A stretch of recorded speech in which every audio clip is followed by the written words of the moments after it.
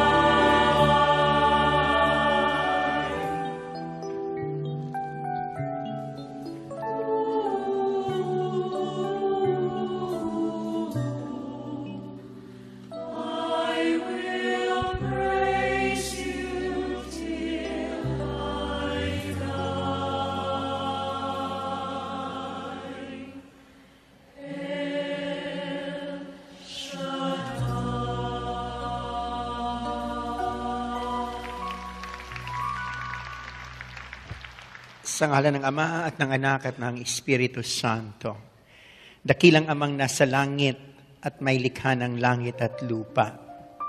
Sa gabing ito'y hayaan niyo pong kaming lahat ng naririto na nagtitipon dahil sa iyong panawagan ay kami magpuri, sumamba, luwalhatiin ang iyong pangalan at pasalamatan sa lahat ng pagpapalang tinanggap namin sa iyo at pagpapalang mga darating pa, O Lord.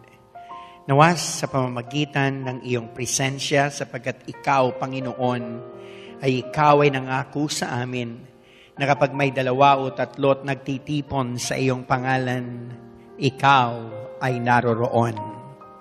Sa pamamagitan ng iyong presensya nawa, O Lord, dalangin namin na idaloy mo sa aming mahal na punong lingkod kasamang kanyang kasambahay, Sister Belen, at mga anak at mga apo, ng total divine protection, divine knowledge, divine preservation, divine wisdom. At sa pamamagitan nito, O Lord, balutin mo rin, Panginoon, ang kanilang eroplanong sasakyan bukas upang makarating sila sa lugar ng matiwasay. Dalangin din namin sa pamamagitan ng iyong presensya, O Lord, na lahat ng naririto ngayon na may mga karamdaman ay makaranas ng himalang kagalingan. At ang lahat ng pinanghihinaan ay kalakasan. At higit sa lahat, Panginoon, nawa, ang lahat ng tumanggap ng iyong katawan at dugo kaninang banal na misa at patuloy na makikinig ng iyong magandang balita na nagbibigay buhay, na nagbibigay inspirasyon, na nagbibigay kalakasan, na may mga daladalang prayer requests, O Lord, ay pauwiin mo nawang mga answered prayers, O Lord. At sa pamamagitan nito, Panginoon, patuloy kaming magpupuri sa iyong pangalan.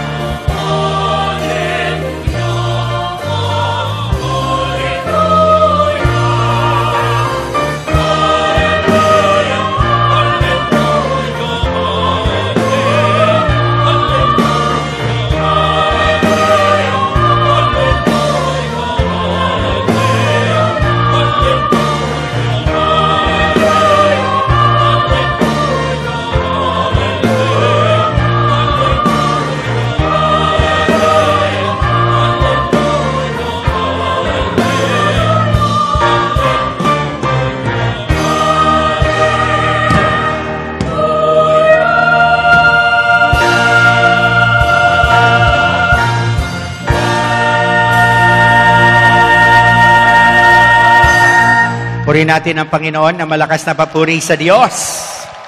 Sinong gustong umuwing dala-dala ang pagpapala ni Yahweh? Ating pakinggan ang magandang balita, mga kapatid ko kay Kristo, hango sa unang sulat ni San Pablo Apostol kay Timoteo. Sa wikang banyaga, atin muna pong basahin. I thank Christ Jesus our Lord, who has given me strength, that He considered me faithful, appointing me to His service, even though I was once a blasphemer and a persecutor and a violent man. I was shown mercy because I acted in ignorance and unbelief. The grace of our Lord was poured out on me abundantly, along with the faith and love that are in Christ Jesus. Here is a trustworthy saying that deserves full acceptance. Christ Jesus came into the world to save sinners, of whom I am the worst. But for that very reason, I was shown mercy, so that in me, the worst of sinners, Christ Jesus might display His unlimited patience as an example for those who would believe in Him and receive eternal life. Now to the King, eternal, immortal, invisible, the only God, be honor and glory forever and ever. Amen. Timothy, my son, I give you this instruction in keeping with the prophecies once made about you, so that by following them, you may fight the good fight, holding on to faith in a good conscience. Some have rejected these, and so have shipwrecked their faith. Among them are Hymenaeus and Alexander, whom I have handed over to Satan to be taught not to blaspheme. Purihin natin ang Panginoon.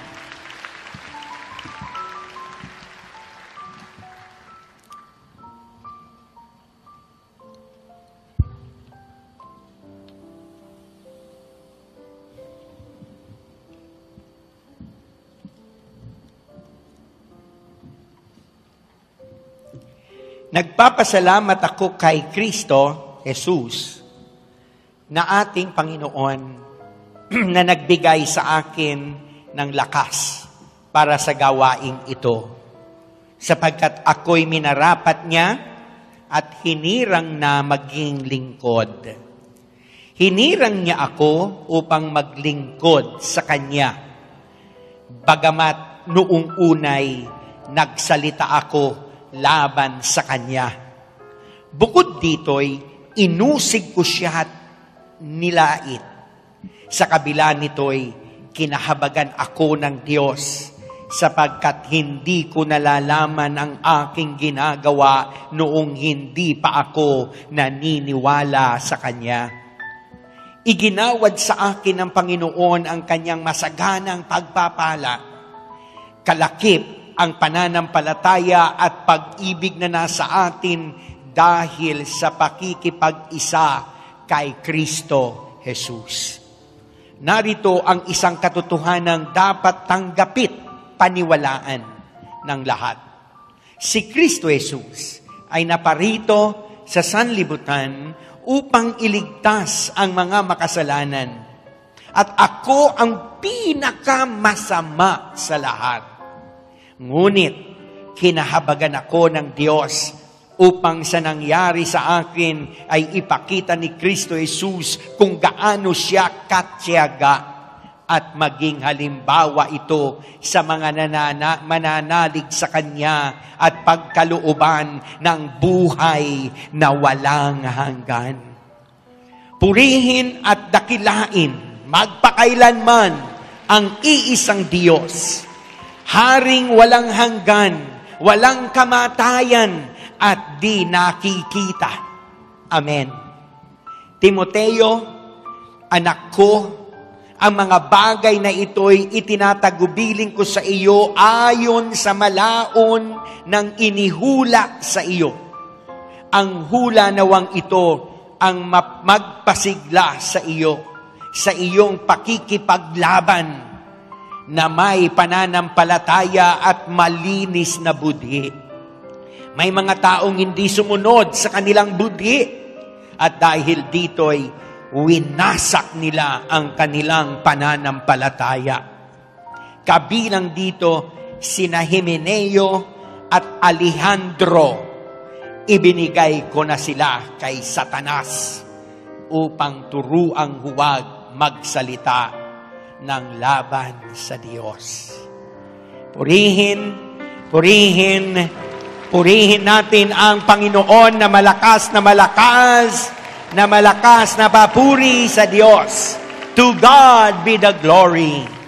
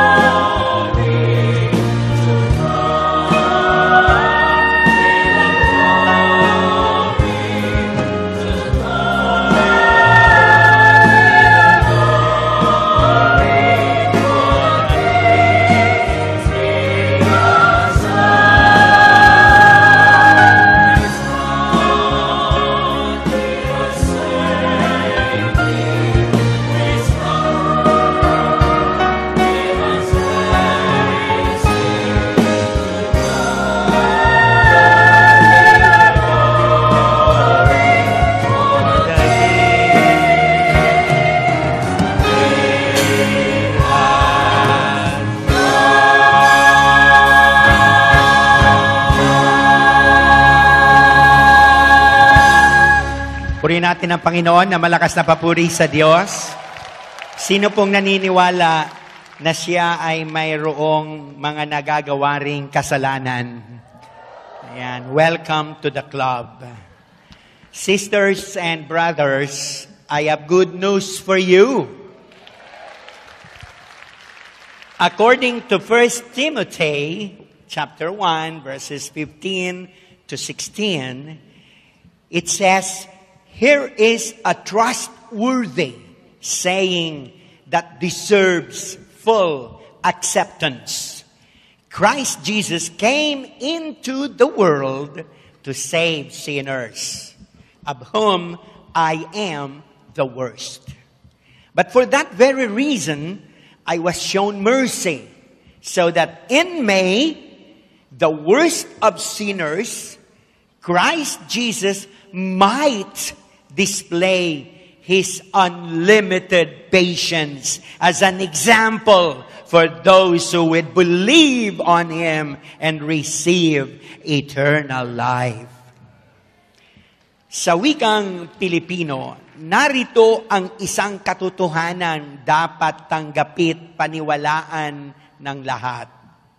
Si Kristo Jesus ay naparito sa sanlibutan upang iligtas ang mga makasalanan. At ako ang pinakamasama sa lahat. Ngunit, kinahabagan ako ng Diyos upang sa nangyari sa akin ay ipakita ni Kristo Jesus kung gaano siya katyaga at maging halimbawa ito sa mga mananalig sa Kanya at pagkalooban ng buhay na walang hanggan. Sinong nais makaranas na pag-uwi niya, siya'y patatawarin at kahahabagan at tatanggapin ng ating Panginoon. Meron lang akong isang kwento, medyo seryoso lang ito. Tungkol po ito sa movie ng Les Miserables. No, ito po yung isang Friends na movie tungkol sa isang revolution na nangyari sa France. At ang pangalan nitong medyo bida dito, na totoong nangyari, kapatid, ay si John Valjean, na isang simpleng mamamayan ay may isang batang pamangkin na gutom, ngunit dahil sa kanilang kahirapan, madalas sumasala sa oras ng pagkain ang kanyang mag-anak. Tatandaan natin na pag French Revolution, may giyera, may civil war, usong-uso dyan yung mga nakawan. Kaya dahil sa awa, sa pamangkin, natukso siyang kumuha ng tinapay nang walang paalam mula sa tindahan na naging kanyang pagkabilanggo, no? Nabilanggo siya.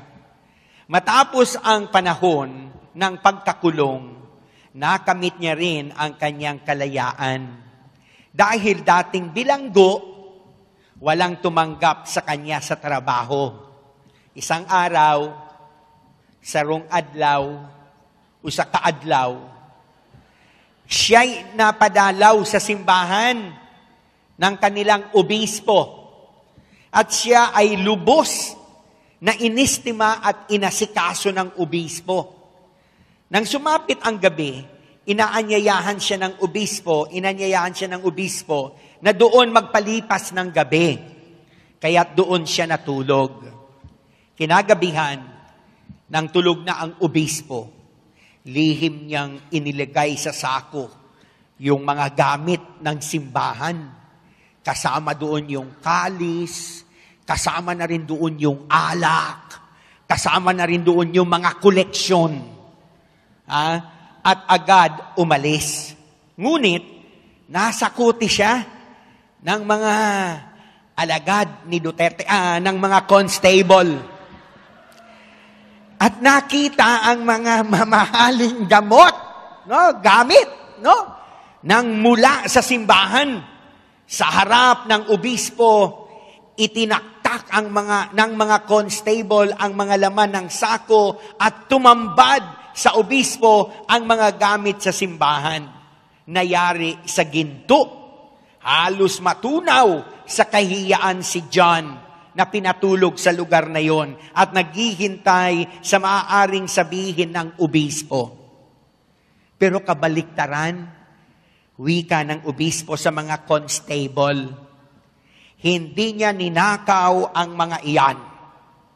Ibinigay ko sa kanya ang lahat ng mga iyan. At John, halika rito.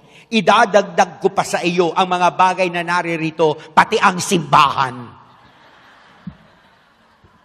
The act of kindness, mga kapatid ng obispo, the act of kindness ng obispo ang naging daan ng pagbabagong buhay ni John Valjean at naging daan ng kanyang pag-unlad sa buhay. Mga kapatid, ang ginawang kabutihan ni Jesus ay walang kapantay at kaparis.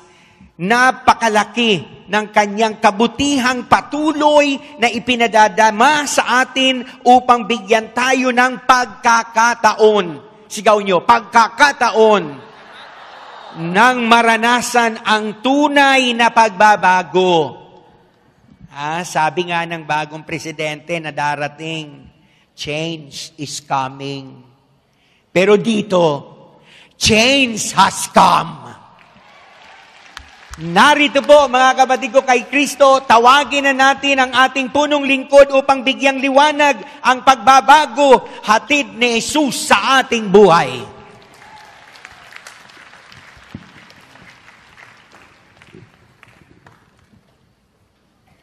Kumusta na mga makasalanan? God, I am blessed, happy, prosperous talaga. Magaling na, mayaman pa, matalino, matuwid, marangal, wagas ng pag-ibig, malaya, payapa, kalooban, maginhawa, at matagumpay!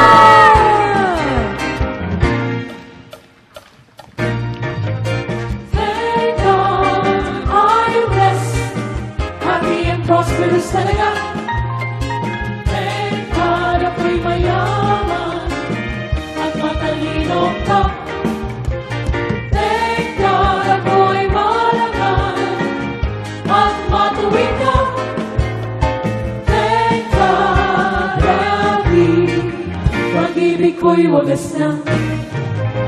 Thank God, I am blessed, happy and prosperous talaga.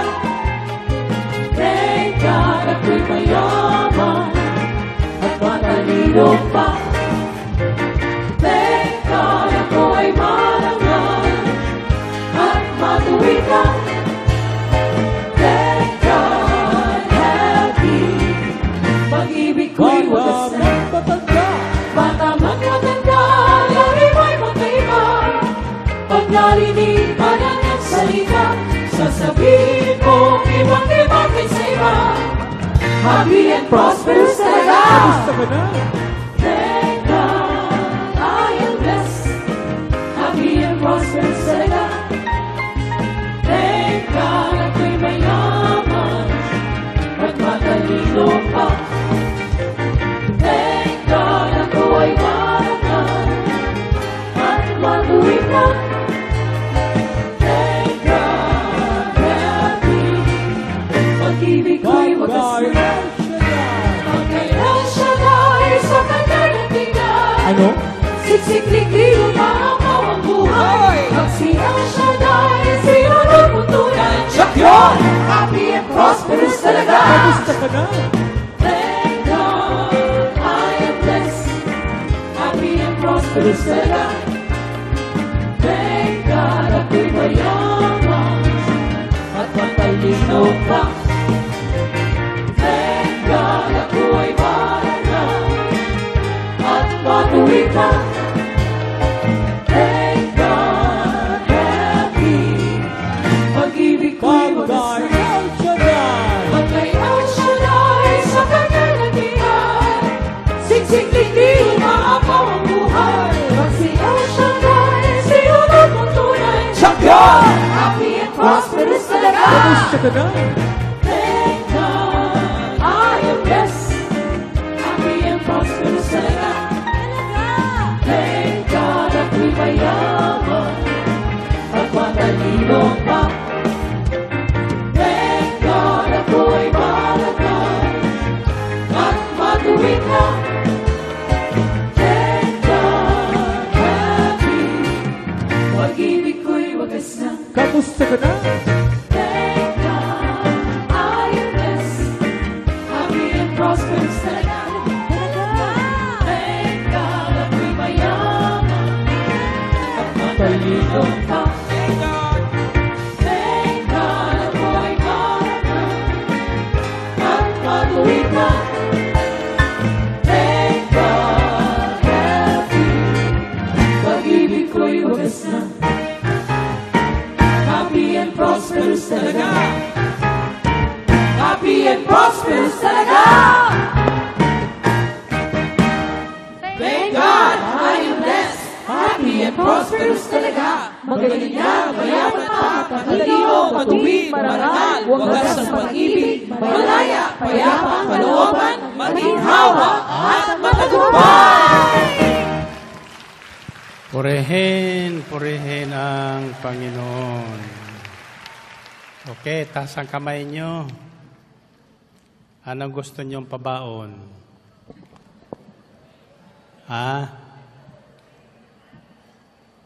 Sinong gustong maging santo?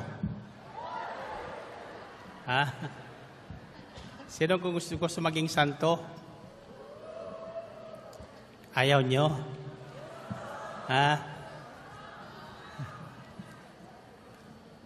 Itong ibig sabihin nito itong mabuting balita natin ngayon. According to the letter of Paul to Timothy, 1 Timothy chapter 1 verses 15 to 16, here is a trustworthy saying that deserves full acceptance. Christ Jesus came into the world to save sinners, of whom I am the worst. But for that very reason I was shown mercy, so that in me, the worst of sinners, Christ Jesus might display His unlimited patience as an example for those who would believe on Him and receive eternal life. Narito ang isang katotohanan dapat tanggapin at paniwalaan ng lahat. Si Kristo Jesus ay naparito sa sanlibutan upang iligtas ang mga makasalanan. At ako ang pinakamasama sa lahat. Sabi ito ni San Pablo Apostol. Ngunit kinahabagan ako ng Diyos upang sa nangyari sa akin ay pakita ni Kristo Jesus kung gaano siya katyaga at maging halimbawa ito sa mga nananalig sa Kanya at pagkakalooban ng buhay na walang hanggan. Amen ba? Now, taas ang kamay nyo. Sino ba si San Pablo? Bago siya naging santo, ang sabi niya, he is the worst of sinners. Mamamatay tao. Siya po ang naghahabol sa mga Kristiyano noon upang parusahan at tudasin. Subalit, kinabagan siya ng Diyos at tinawag siya sa isang mahiwagang pamamaraan. At siya ang naging apostol para sa ating mga hintil. Amen ba? Kaya tayong lahat ay may pag-asang maging mga santo at santa. Amen ba? So our healing message today, actually para po ito sa discipleship sa LA. Kinabukasan, pagdating ko doon, sabak agad. So titistingin ko na ito sa inyo. Our healing message is from the worst of sinners to living saints and heroes of the faith. Mula sa isang makasalanan, tungo sa isang matuwid na pamumuhay, kalugod-lugod sa Diyos, at bayani ng ating pananampalataya. Bayani. Sino sa inyo gusto maging bayani? Hallelujah. Alam niyo mga santo at mga bayani noon, matindi ang mga dinaanan. Mararaanan niyo ba yung mga dinaanan nila? O amen daw. Ang tanong ay paano? Paano tayo matutulad kay San Pablo, matutulad kay San Pedro? Mga makasalanan yun, di ba? Pero sila ang mga unang naging mga santo. Pag sinabing santo, mga taong pinawalang sala at nilinis ng banal na dugo ni Jesus. Amen ba? Okay, taas mo na ang inyong mga prayer request. Pabaon, ang inyong mga handbags, wallets, whatever you have. Taas natin at tayo'y manalangin upang tayo'y gabayan sa ating pagninilay ngayong gabi. Sabihin natin, Panginoong Hesus, Ikaw tunay ang aming Diyos at tagapagligtas. Nagtitiyaga hanggang wakas upang kami ay maituwid ng aming mga maling landas. Kaya naman, sa gabing ito, hinihiling po namin na kami ay inyong turuan, pagpalain, nang sa gayon kami ay maging mga matagumpay. Amen? Amen. Ibaba ang iyong mga hawak kamay and find your partner.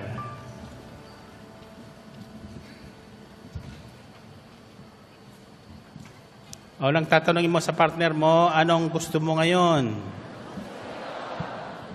1 plus 1. Pangalawa, sabihin mo, maging santo o maging hero? 1 plus 1. Anong gusto mo ngayon? 3 plus 3. Maging santo o maging hero? O anong sagot nyo doon? Maging santo at maging hero ng pananampalataya. Saints and heroes of faith. 1 plus 1. Anong gusto mo ngayon? 3 plus 3. Maging santo o maging hero? 7 plus 7.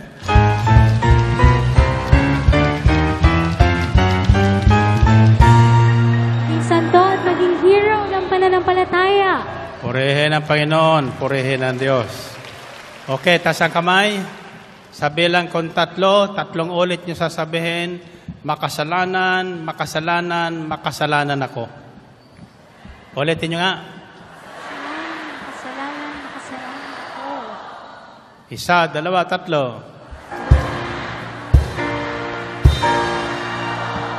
3. Purihin natin ang Panginoon, purihin ng Diyos. Okay, you may be seated. O tayo. Paano ngayon kayo magiging santo at hero? Kasasabi nyo lang, makasalanan kayo. Paano? How could we become saints and heroes of the faith? Living saints, not dead. Living saints and living heroes. Buhay na mga santo at buhay na mga bayani ng pananampalataya. Kasi ang ating simbahan, binabeatify lang ang isang tao para maging santo kapag patay na. Kapag patay na. Pero dito sa Biblia, may nasumpong po ako na ang taong nanalig at nanampalataya kay Kristo na totoo, ay itinuturing na mga taong matuwid sa paningin ng Diyos. Amen ba?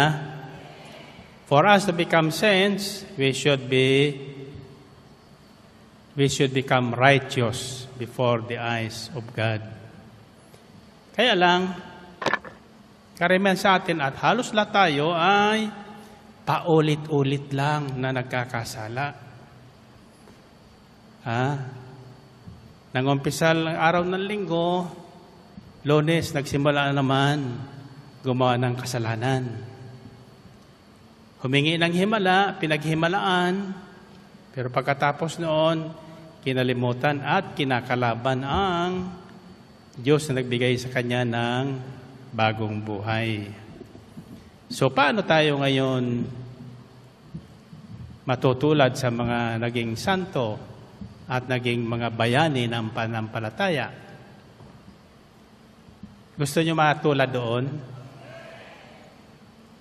Akala ko noon, yung nagiging santo lang talaga, yung nagiging martir,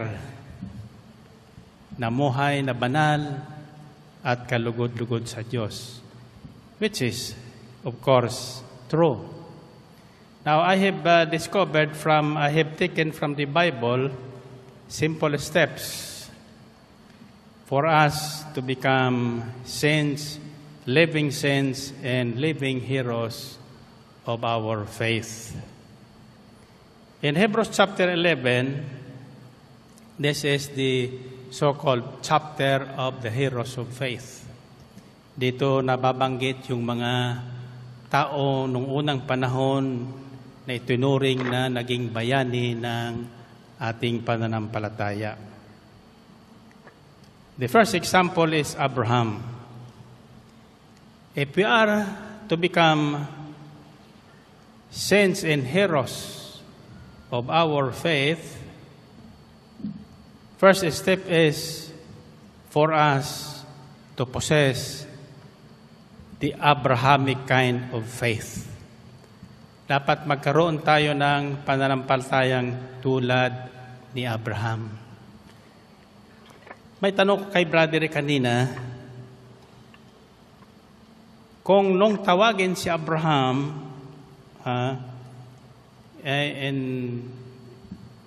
nang unang tawagin si Abraham, siya kaya ay kilala na niya ang Diyos. Ano sa tingin niyo? Kilala na ni Abraham ang Diyos nang siya'y tawagin?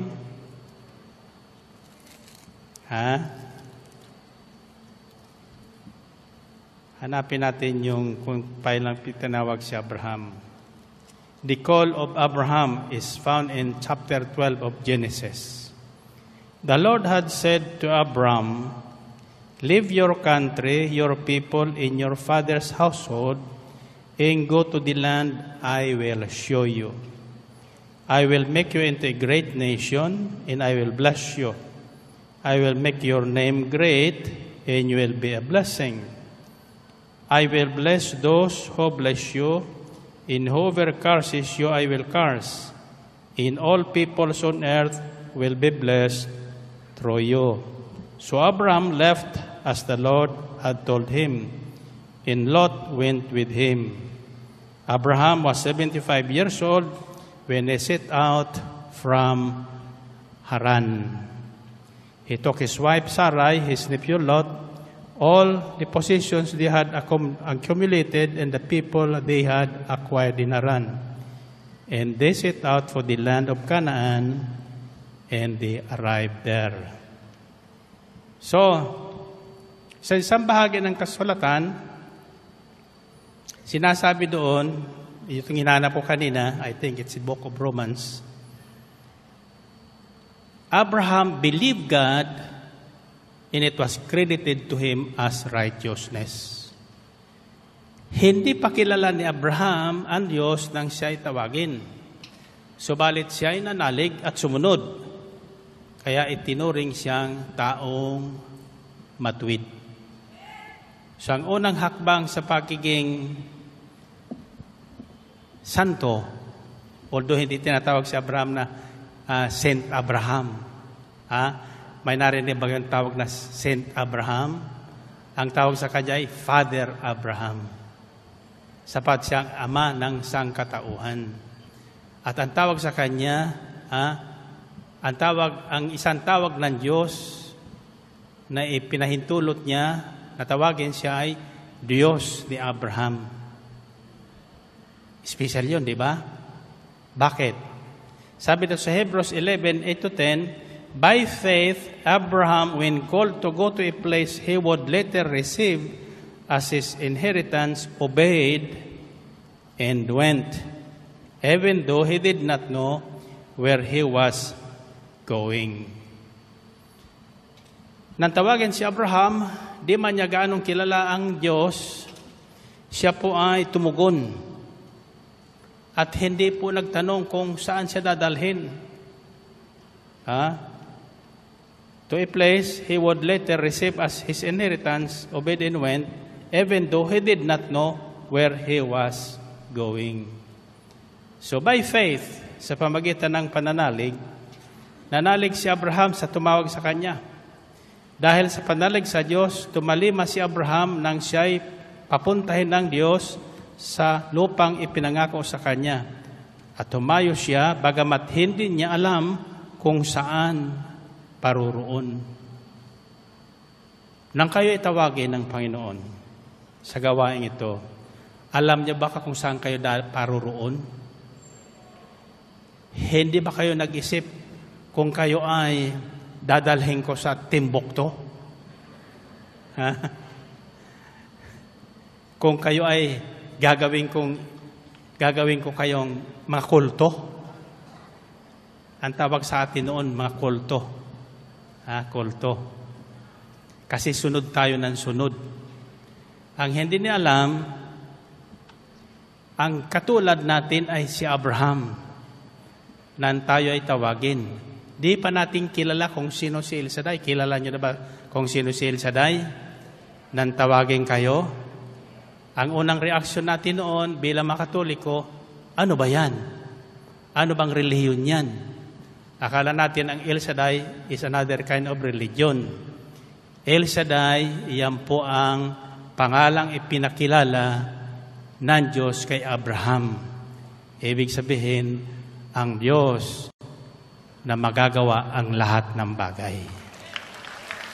Amen? So, hindi kinalulugdan ng Diyos, sabi sa Hebrews 11:6, at hindi kinalulugdan ng Diyos ang isang taong walang pananalig sa Kanya. Faith is believing what we do not see or what we do not know. Ang pananalig ay naniniwala sa mga bagay na hindi nakikita at hindi natin nalalaman.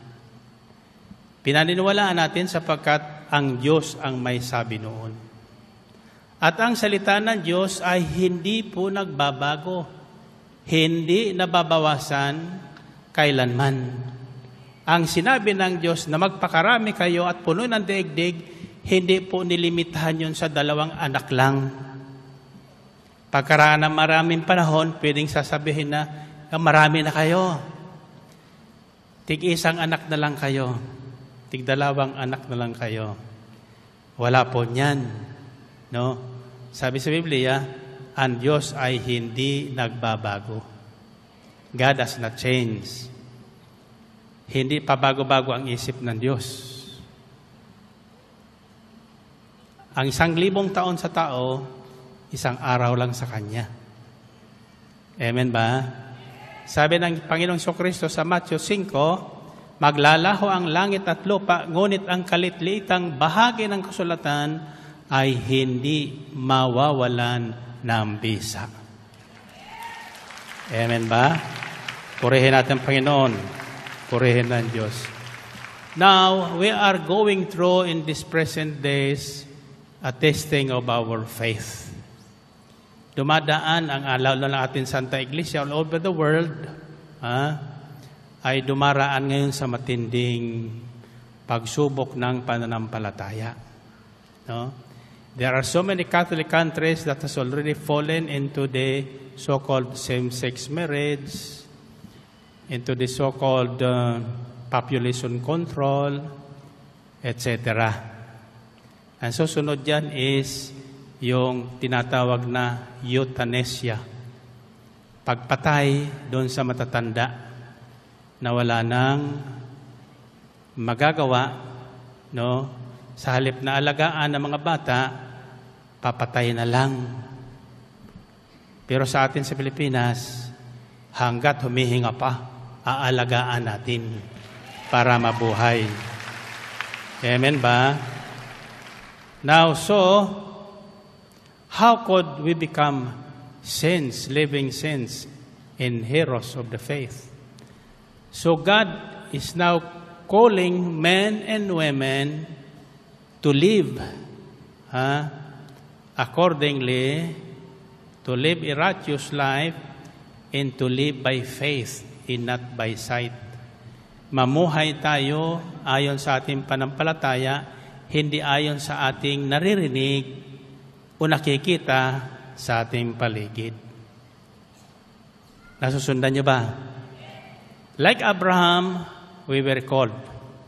Tinawag tayong lahat. Whoever you are, wherever you are right now, in any place in the world, at home, in your house, in your car, in the Philippines, all overseas, as you are listening to this broadcast, you are among those called to become living saints and heroes of our faith. So the first step is to believe God all the way. Manalig tayong totoong may Diyos at hindi nagbabago ang Diyos. Mahabagin ang ating Diyos. In fact, for that matter, kahit anong kasalanan ang ating nagawa, mahal pa rin tayo ng Diyos. Amen? Mahaba ang tiyaga ng Diyos sa atin. Sabi dito sa ating tinunghayan. Tandaan natin, here is a trustworthy saying that deserves full acceptance. Christ Jesus came into the world to save sinners, of whom I'm the worst. But for that very reason, I was shown mercy, so that in me, the worst of sinners, Christ Jesus might display His unlimited patience as an example for those who would believe on Him and receive eternal life. So, ang pananampalataya kasi ay naniniwala tayong may buhay na walang hanggan. Di man natin nakikita yon at wala pa nakakita noon, ako po'y naniniwala doon. Kayo naniniwala ba doon? May buhay pa pagkatapos ng buhay na ito. Ang buhay na ito natin ay pangsamantala. Di natin alam kung kailan tayo lilipat. No? Subalit, tandaan nyo ito, ang habag ng Diyos ay hindi nagbabago. Hindi nababawasan. God is always there, waiting for all of us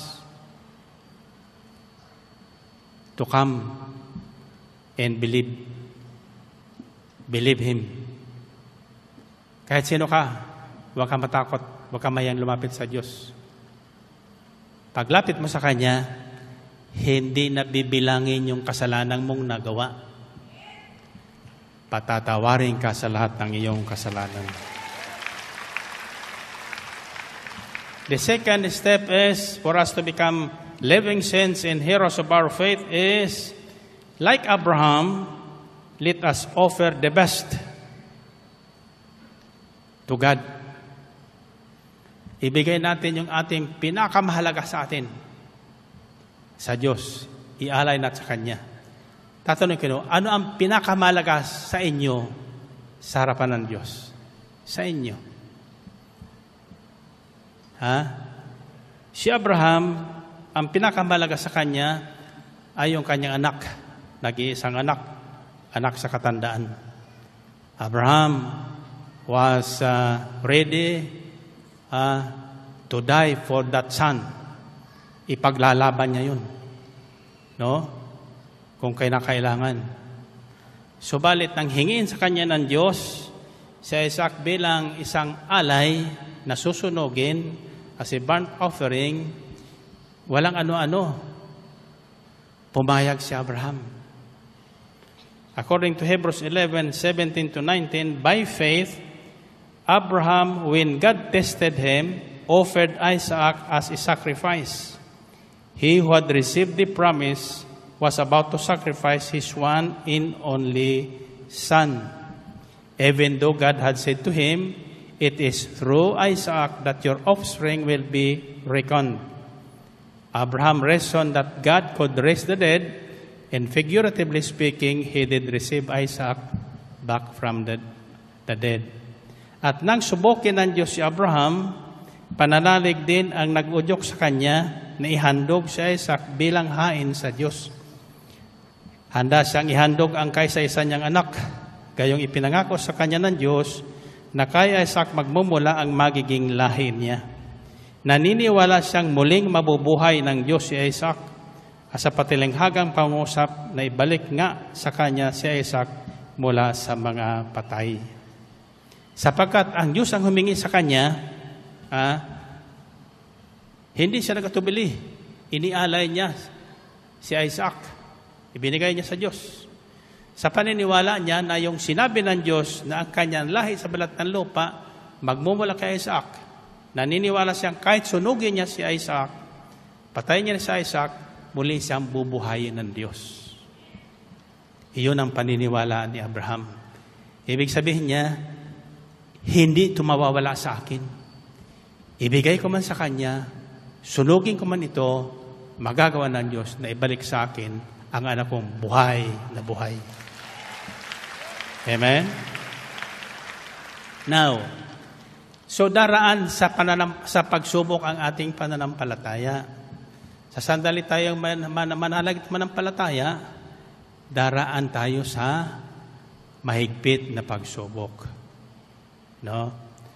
Doon ngayon, marami ang bumabagsak, hindi nakakatawid, buhat sa kasalanan, tungo sa buhay na kalugod-lugod sa Diyos na tinatawag na mga saints and heroes of faith. Nasundan niyo ba yon? So, sa atin naman, anong hinihingi ng Diyos? Hindi anak.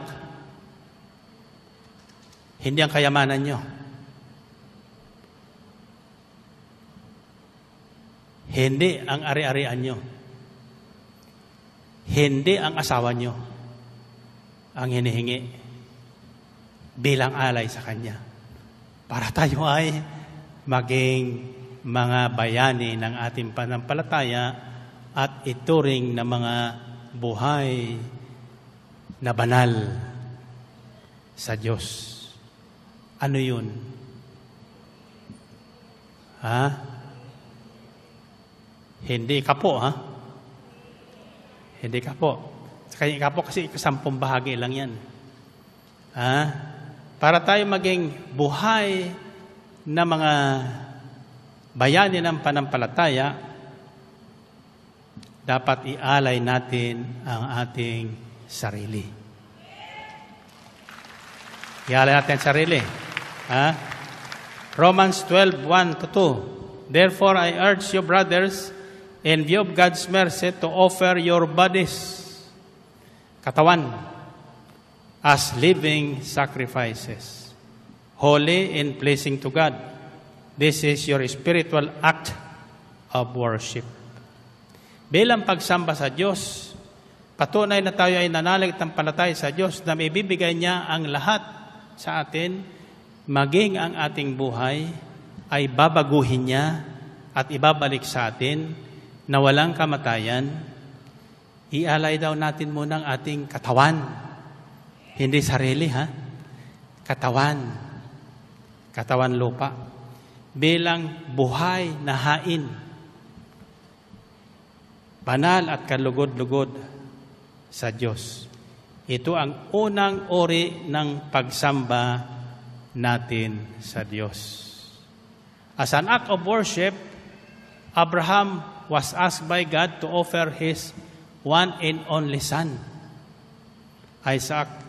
From whom the human race will emanate. Hindi po yung sarili ni Abraham hiningi, ha? Kundi mas mahalaga sa kanya. Kasi mas mahalaga ngayon kay Abraham yung anak niya kaysa kanya. So ang hiningi ng Diyos ay yung mas mahalaga. Kaya ang tanong ko, ano ang mas mahalaga sa inyo? Yung pinakamahalaga? Iyon ang hinihingi ng Diyos sa atin. Bilang buhay, nahain, at handog. As a living sacrifice. Bakit? Ano kaya ang gagawin sa ating mga katawan? Kapag ito'y inaalay natin sa Kanyang banal at kalugod-lugod sa Kanya, ano ang gagawin sa ating katawan? Pagugwapuhin, gagawing slender, papapayatin, patatabain, pababatain, palalakasin? Ano? Ano?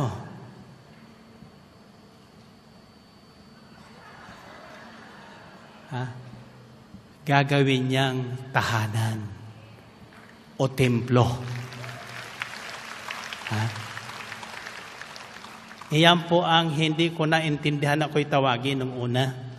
In 1981, when I joined the Catholic Charismatic Renewal, after our first healing rally sa Araneta Araneta Coliseum, na kung saan kasama ko pa doon yung mga sikat na mga artista na nagsimula sa Charismatic Renewal, sina John Young, Ronald Remy, Vic Vargas, yung makasamahan ko doon ng araw na yon. Last Sunday of November 1981. Doon ko naranasan kung ano ang pakiramdam ng isang taong kinakasihan ng Espiritu Santo. Nang ialay ko ang aking sarili ng walang malay para maging bahagi ng pagbabago ng tao sa ating Santa Iglesia at sa ating lipunan. After that rally, the following day, ako po'y tuwan-tuwa, nagja-jogging po ko as usual, din ako'y nagsashower na. Ako po'y nagtanong.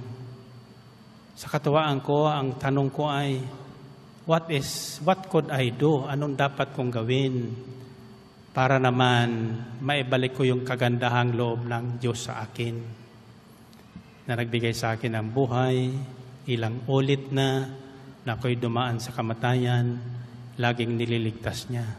And the first time I heard a voice, tinig talaga narinig ko, nagsasabing, ipagtayo mo ko ng isang templo kung saan tatawagin ko ang lahat ng tao at aking pagagalingin at babaguhin. Purihin natin ang Panginoon, purihin ang Diyos.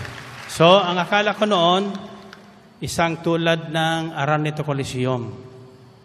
Kaya agad-agad, tumawag po ng arkitekto, nagpaga ako ng plano, at pagkatapos noon, ay dinala ko sa Roma para bendisyonan ng Papa. Akala ko yun yung templo. But by 1982, nagkaroon tayo ng problema sa Pilipinas. No? Nakalimutan ko yun. But then, the renewal movement went on full gear. Lumago ang charismatic renewal at maging sa akin tanggapan ay nagkakaroon na ng mga Life in the Spirit seminars. Wala pa itong El Shaddai movement noon. Then, isang araw na ako po ay nagbabahagi ng aking karanasan sa tinatawag na Life in the Spirit and Baptism in the Spirit, doon ko muli narinig at natunghayan sa Biblia kasi ako padampot-dampot lang sa Biblia. Sabi doon sa isang bahagi ng kasulatan sa Ikawalang Korinto, di mo ba alam na ang templong ibig ko ay ikaw? Ang katawan mo ay templo ng Espiritu Santo. So yung hinihingi sa atin, ialay natin ang ating mga sarili, ang ating katawan, bilang buhay na hain at handog. Handog na ano? Handog para maging tahanan ng Espiritu Santo. Sapagkat maliban na manahan sa atin ng Espiritu Santo, we can never be living saints and living heroes. Babalik at babalik tayo sa ating lumang buhay. Subalit sa sandaling ito po ay ialay na natin sa Kanya, hindi na ito ating sarili. For example, sa akin ngayon, maaga po kong gigising bukas. Sapat maaga po ang lipad namin. Pag naisip ko, 14 hours to America, nahirapan na po ko. Nahirapan na po ko magbiyahe. Although bata pa tayo. Amen ba? Kaya lang, ang problema ko, hindi na akong nasusunod. Hindi ako nasusunod. No? Mayroon nang nagdadala sa akin. Kagaya ngayon, dapat nga, wala na akong gawain sa gawain ngayon. Excuse na ako. Ang sabi ng iba, nagpabaong kayo ng Sabado. Bakit ngayon pa? Hindi ko alam. Pagkatapos, Naalala ko naman na pagdating ko doon, ang katuwaan ko na lang ay tinawagan ni Sir may kaninang umaga. Sabi niya, Brother Mike, everything is set. Nakahanda po na lahat. Nagdadatingan na po ang mga delegates from all over Canada, the US and Europe. Anong ibig sabihin noon? Sabak agad. At 2 araw na gawain right away yun, Sabado at Linggo. This coming Saturday and Sunday. And the first is discipleship. At kaya nga, kaninang madaling araw, naghanda na ako. Ang sabi ko, tisigin ko nga ito. Kaya sa inyo muna, ipinahatid ito ng Panginoon. Amen. Paano anya kung wala nang dumating? Brother Mike, alam nila wala ka na eh. Kako, di kung sinong dumating, iyon ang tinawag ng Panginoon. Amen ba? At iyon ang magtatagumpay. Mabibilang sa mga buhay na santo at santa at bayani ng ating pananampalataya. Amen ba?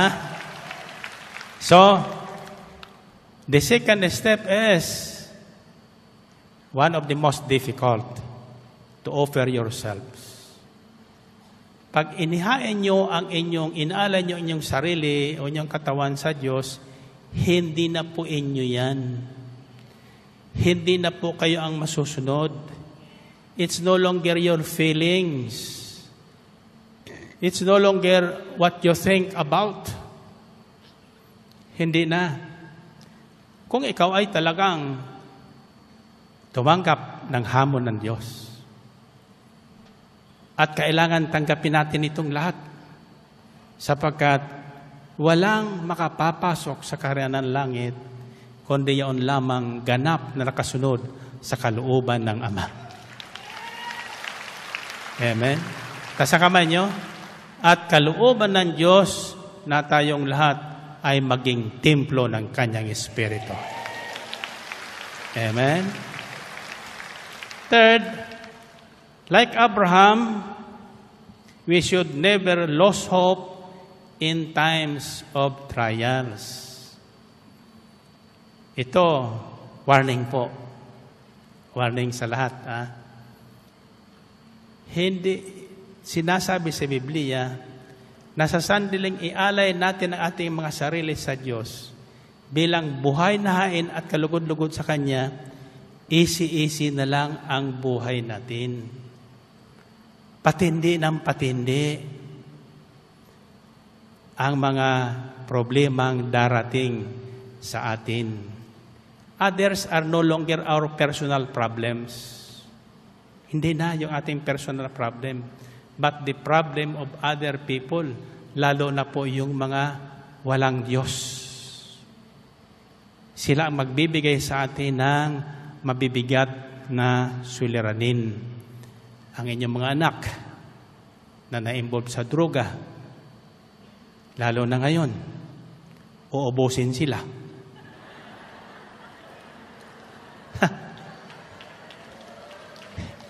Narinig niyo yun? Diba? Sinasabi naman niya eh. Nang siya'y pumunta sa akin, sinabi niya sa akin yan. No? Iyan ang ipaglalaban niya. Ubusin na sila. Ang problema, maubos kaya. Baka masama yung mga hindi dapat. Amen ba? So, anong kailangan noon? Sa ganong panahon, huwag tayong mawawalan ng pag-asa. Huwag tayong mawawalan ng pag-asa na ang sino mang tao sa kanyang kalagayan iniisip ngayon, kayang-kayang pagbaguhin ng Diyos. Amen? So don't be afraid sa mga pronouncement ng ating President-elect ngayon na si President-elect Duterte. Mas ano sabihin niya, ako yan naniwalang may Diyos. My Diyos. At sabi sa Biblia, ang puso at isipan ng hari, sino mang hari dito sa lupa, ay napagbabago ng direksyon ng Diyos. Amen? And who knows, di natin alam, ang bukas, I just believe that he will be one of the best president we have.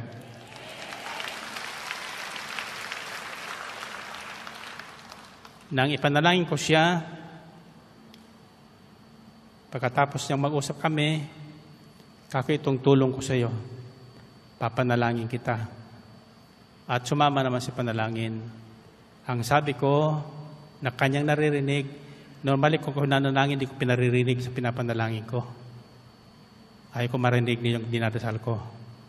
Pero pinarinig ko sa kanya, sinadya ko. Sabi ko sa kanya, Panginoon, ikaw po nakakaalam ng isipan at kalooban ng tao. Huwag mong pababayaan ang kapatid kong ito. Purihin natin ang Panginoon. Purihin ang Diyos. So in times of trials like this, never lose hope. Always believe God is with us. In Hebrews 11:12, by faith, Abraham, even though he was past age and Sarah herself was barren, was enabled to become a father because he considered him faithful who made the promise. And so from this one man, he as good as dead came descendants as numerous as the stars in the sky and as countless as the sun on the dead. No, on the sun. Against all hope, Abraham in hope believed. Against all hope, Abraham in hope believed. What did he believe? Wala nang kapag-asa si Abraham, nanalig pa rin siya. Ano ang pinanaligan niya? Ang pangako ng Diyos. Ang pangako ng Diyos. Hindi siya bumitaw sa pangako ng Diyos. Ito tatandaan nyo, lahat tayo mga makasalanan, ang pangako ng Diyos ay dadalhin niya sa kanyang paraiso. Amen? Nasundan nyo? So, ano man ang nangyayari, huwag kayo mawalan pag-asa. Ito po ang magandang example na aking kaunting nalalaman. Ako'y dumaraan din sa maraming problema. Sometimes physical, sometimes emotional, sometimes social, sometimes business, etc. No? Pero ang aking dinalakas ng loob ay ganito. Pagkatapos ng dilim, darating ang umaga. Amen? Kaya ako, sa gabi, madalas magising. Kaya alam ko na kung anong oras kaya hindi ko tumingin sa relos sapagkat mayroon akong naririnig na tilaok ng manok. Ang unang tilaok ng manok ko, 3:00. Pangalawang tilaok, 4:00. Pangatlong tilaok, 5:00. Tuloy-tuloy na yan pag hindi ka gumising doon. Kaya sabi ng mga gwardiya sa Ayala Labang, bawal dito yan. Brother Mike, ang sabi ko naman sa nagsabi sa akin, sabi mo sa kanila, nakikita ko dito sa village, this village is a bird sanctuary. Malaya ditong makapamumuhay ang mga ibon at ang manok ay isa sa mga ibon. Purihin natin ang Panginoon. Purihin ang Diyos. Sabi ko, naingayan sa tilaok, mayroong akako dyan, kahol ng aso eh. Mabuti pa tong tilaok ng manok, may magandang balitang ibinibigay. Kasa kamay nyo, ano ang unang ibig sabihin ng unang tilaok ng manok sa 3:00 ng gabi? Malapit na ang umaga. Amen ba? maghanda ka na, lalo kung ikaw ay nasa Batangas, pupunta ka ng Maynila, para hindi ka ma-traffic, aw ng tilaok ng manok, maghanda ka na. Purihin natin Panginoon. Purihin ng Diyos. Fourth, like St. Paul, let us learn to forget our past and look to the promise. Gusto mong maging living heroes of the faith and saints? Gayahin lang natin. Ang unang binabay ko sa kanyo, yung pananalig ni Abraham. Ito naman, yung ginawa ni San Pablo na isang pinakamakasalanan. Paano siya naging santo? Paano siya naging heroes of faith? Ito po ang ginawa niya. Let us learn to forget our past and look to the promise. Philippians chapter 3 verses 12 to 14 says, not that I have already obtained all this or have already been made perfect, but I press on to take hold of that for which Christ Jesus took hold of me. Brothers, I do not consider myself yet to have taken hold of it. But one thing I do, forgetting what is behind and straining toward what is ahead, I pressed on toward the goal to win the prize for which God has called me heavenward in Christ Jesus. Hindi sa nakamtang ko na ang mga bagay na ito, hindi rin sa ako'y ganap na. Ngunit sinisikap kong maisakatuparan ang layunin ni Kristo, Isus nang tawagin niya ako. Mga kapatid, hindi ko ipinapalagay na natupad ko na ang mga bagay na ito. Ang ginagawa ko ngayon, nililimot ang nakaraan at sinisikap na makamtan ang nasa hinaharap. Nagpapatuloy nga ako tungo sa hangganan upang kamtan ang gantimpala ng pagkatawag sa akin ng Diyos sa pamagitan ni Kristo Jesus, ang buhay na hantong sa langit. Purihin natin ang Panginoon. Purihin ng Diyos. So, patindi ng patindi. No, as we go on along with our faith, today we live by faith and not by sight. To do that, kalimutan mo nakaraan.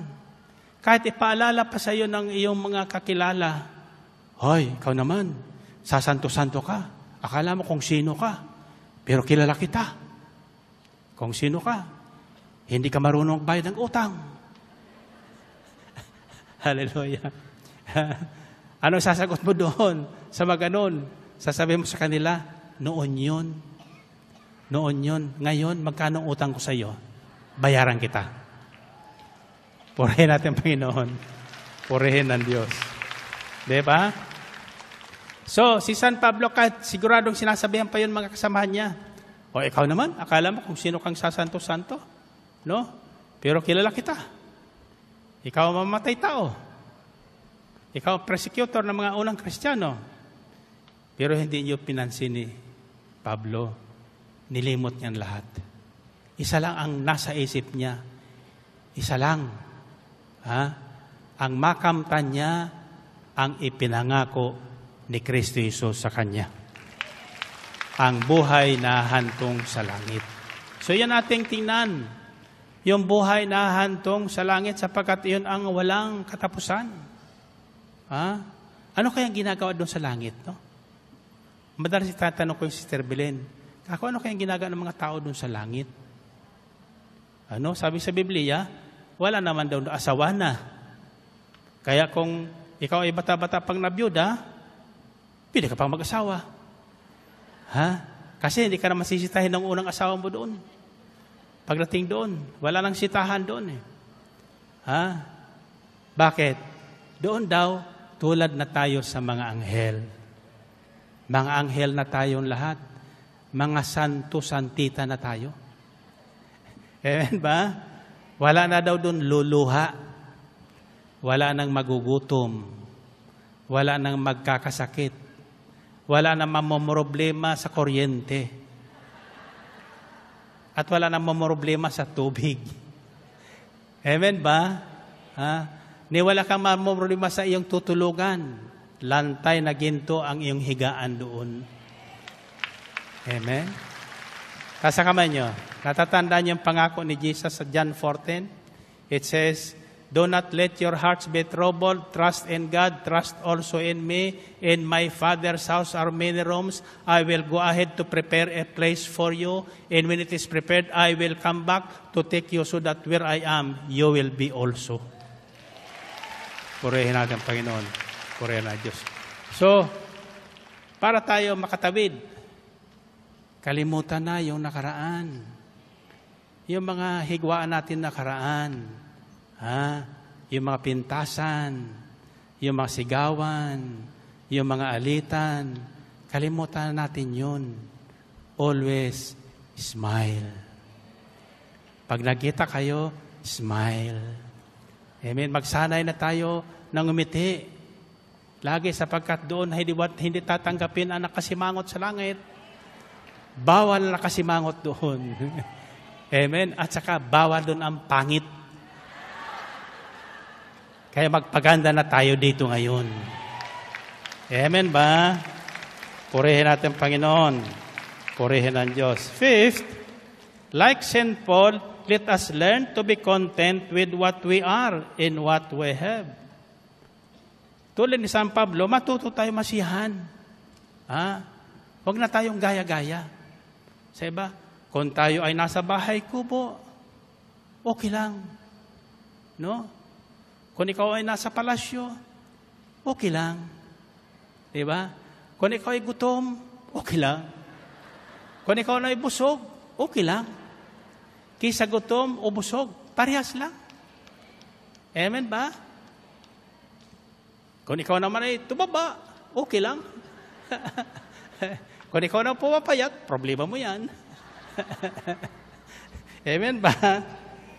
So, learn to be content. Bakit learn? Pag-aralan daw natin masiyahan.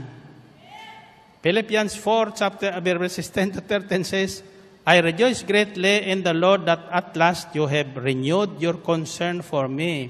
Indeed, you have been concerned, but you had no opportunity to show it. I am not saying this because I am in need, for I have learned to be content whatever the circumstances. I know what it is to be in need, and I know what it is to have plenty.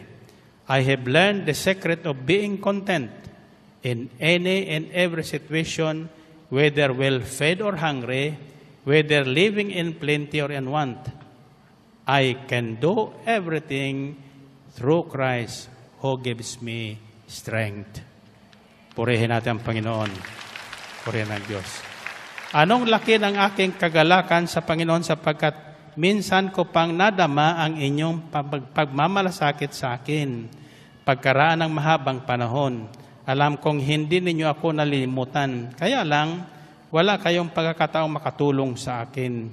Sinasabi ko ito hindi dahil sa kayo'y hinahanapan ko ng tulong. Natutuhan ko ng masiyahan. Anuman ang aking kalagayan. Naranasan ko ang maghikahos. Naranasan ko rin ang managana. Natutuhan ko ng harapin ang anumang katayuan. Ang mabusog o magutom. Ang kasaganaan o kasalatan. Ang lahat ng ito'y magagawa ko dahil sa lakas na kaloob sa akin ni Kristo Jesus. Purihin natin ang Panginoon. Purihin ang Diyos. Sixth, I'm sharing with you some steps how to become saints, and living heroes of our faith. And God is calling us to this situation in the present times, lalo na dito sa ating bansa.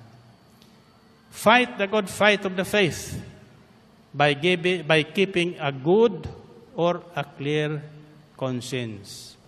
Fight the good fight of the faith. Maganda itong fight na ito. Hindi ito basta-basta. Ang tawag dito sa Biblia, good fight. Walang talo dito. Hindi tulad ng eleksyon, may talo. Sa El Shaddai, walang talo. Amen? Purihin natin ang Panginoon. Purihin ang Diyos. 1 Timothy 1, chapter 1, verses 18 to 19. Timothy, my son, I give you this instruction in keeping with the prophecies once made about you, so that by following them, you may fight the good fight, holding on to faith and a good or clear conscience. Some have rejected this and so have shipwrecked their faith. Timoteo, anak ko, ang mga bagay na ito itinatagubilin ko sa iyo ayon sa malao ng inihula sa iyo. Ang hula nawang ito ang magpasigla sa iyo sa iyong pakikipaglaban na may panampalataya at may malinis na budhi. May mga taong hindi sumunod sa kanilang budhi at dahil dito'y winasak nila ang kanilang pananampalataya. So mahalaga po yung malinis na budhi, a clear conscience, para hindi mapahamak yung ating pananampalataya. What is a clear conscience? Ano ba yung tinatawag na malinis na budhi o malinaw na konsensya?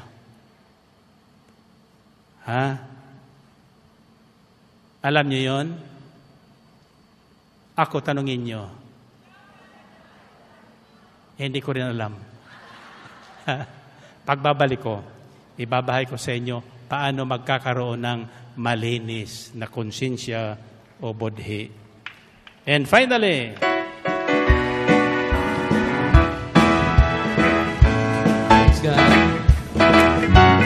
Anong kagalakan ang ating kadarama? Sa tuwing ako'y nakikinig ng banal na salita, nalaman kong susi ng kanyang himala. Sa gabay ng likod niyang pinagpala, itaas sa mga kamay, finally, ako ngayon may bagong buhay. Finally, ako ngayon ay pinagpala. Finally, ako ngayon ay tagumpay. Ako ngayon ay tagumpay. Finally, sabay-sabay. Finally, ang buhay ko ngayon siksik-liglig. Buhay ko ngayon siksik-liglig ng biyaya. Kung may pagsubok man, ay di alintana. Pagkat ako'y punong-puno ng pag-asa at kalakasan, sa pagdahak sa landas ng kabanalan, o kagalakan nito sa mga kamay, finally, ako ngayon malaya na. Lubundag ang mayaman na.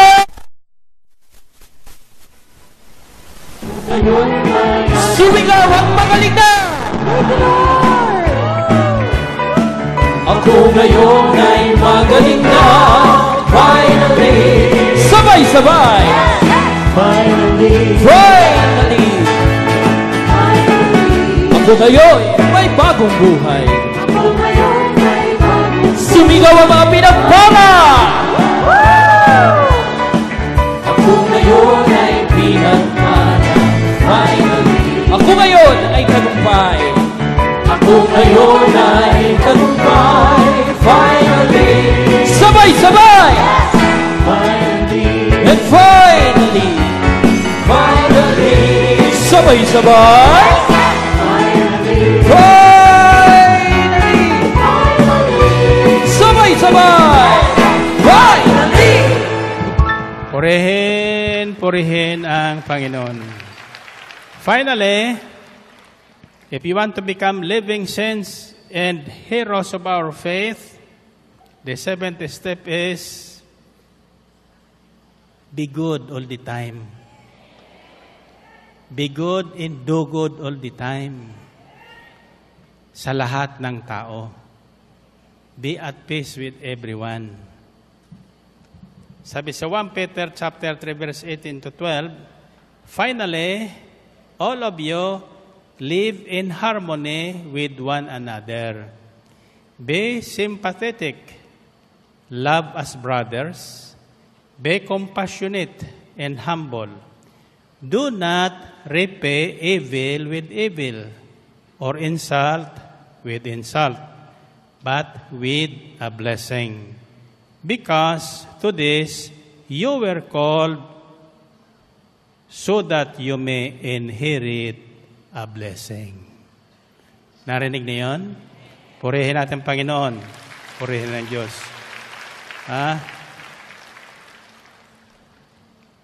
Finally, all of you live in harmony with one another. Ibig sabihin, tama na yung away-away. Tama na yung higwaan. Tama na yung pagkakababahagi. Hindi po sa gawain ng Espiritu Santo yan.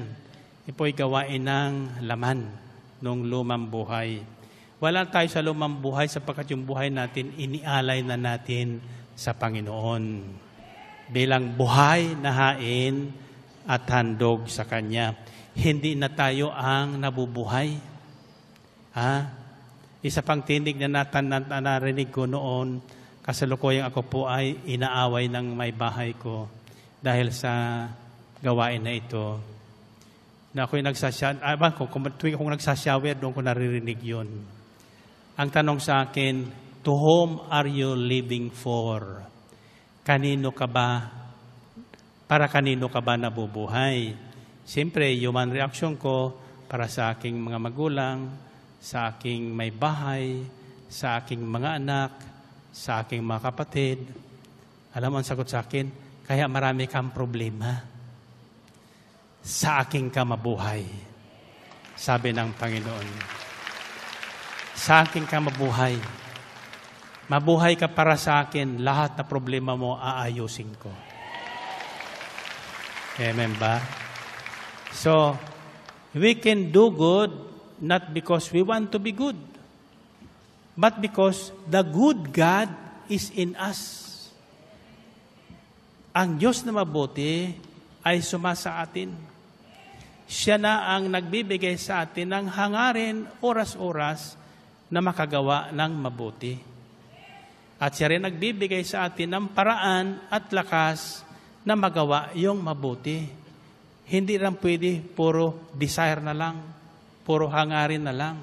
Kailangan ay kung anong ating mabuting hinangad sa ating kapwa, gawin natin.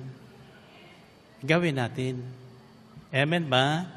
So ako sa pagising ko sa umaga, isang tanong ko, what good can I do today?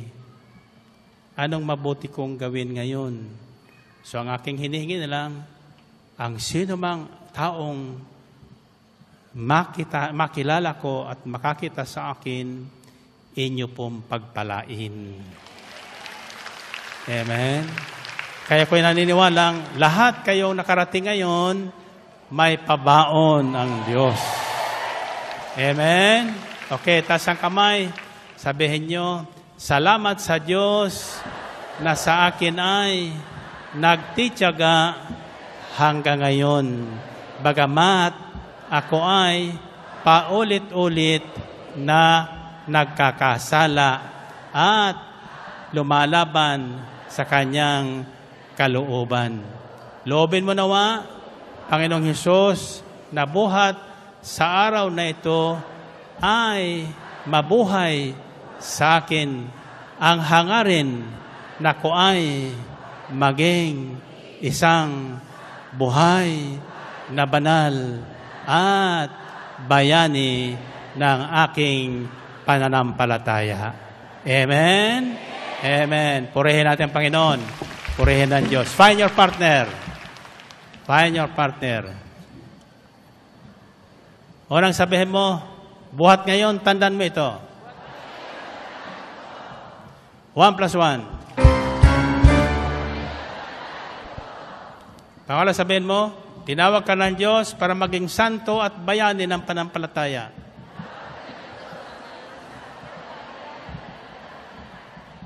One plus 1. Buhat ngayon, tandaan mo ito. 3 plus 3.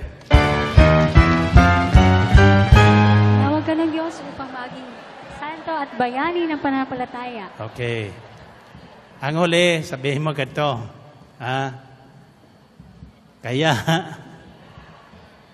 magpakabuti ka na. 1 plus 1. Tandaan mo ito. 3 plus 3. Tinawag ka ng Diyos upang maging santo at bayani ng pananampalataya. 7 plus 7.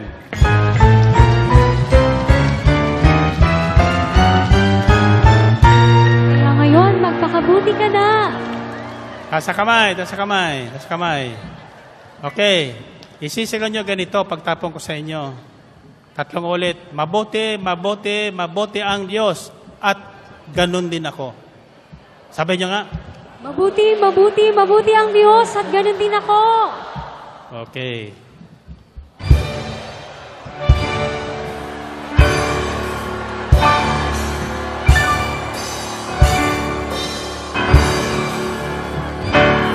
God be with you always.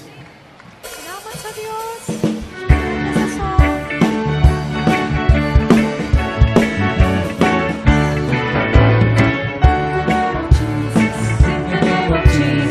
We have the victory. In the name of Jesus, in the name of Jesus, demons will have to flee. When we stand in the name of Jesus, tell me who can stand before us. In the mighty name of Jesus, we have the victory. By the blood of Jesus, by the blood of Jesus, by the blood of Jesus, we have the victory.